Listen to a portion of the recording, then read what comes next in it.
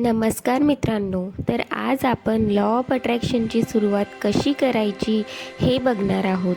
मित्रांनो, law of अट्रॅक्शनच्या मदतीने जर तुम्हाला तुमच्या इच्छा पूर्ण करायच्या असतील तर सगळ्यात आधी ब्रह्ममुहूर्तावर उठायला शिका.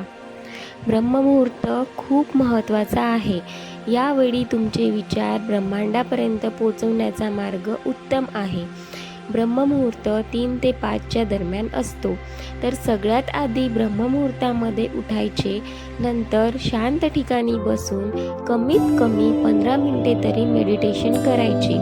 मेडिटेशन केल्याने आपले मन पूर्णपणे शांत होत असते. नंतर ग्रॅटिट्यूड वॉक करायचे.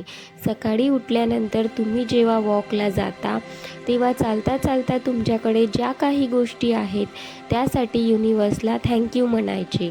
ग्रॅटिट्यूड वॉक झाल्यानंतर तुमची दिनचर्या फॉलो करत असताना कुठलेही काम करताना तुम्ही अफर्मेशन्स ऐकू शकता, म्हणू शकता. जर तुम्हाला लिहायची इच्छा असेल तर लिहू देखील शकता.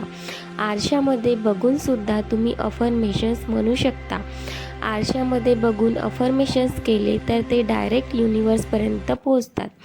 नेहमी पॉझिटिव्ह राहायचं, आनंदी राहायचं. प्रयत्न करायचे की तुमचे व्हायब्रेशन्स नेहमी हाय असले पाहिजे.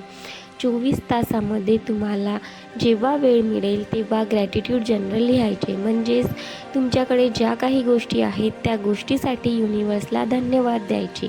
लक्षात ठेवा, gratitude walk, gratitude journal, meditation, affirmations ह्या स्टेप तुम्ही 1 महिना जर फॉलो केल्या तर तुमच्या जीवनात सकारात्मक गोष्टी घडायला लागतात.